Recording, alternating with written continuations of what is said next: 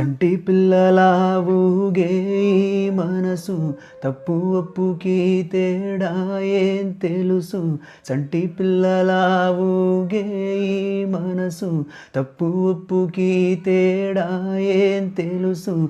తన మాటేం వినలేని వెర్రిది మన మాటేం వినిపించుకుంటది. అటు ఇటుగా పరుగుల్ని తీస్తది చోద్యం చూడ్డం మినహా ఇవ్వలేం కదయే సలహా.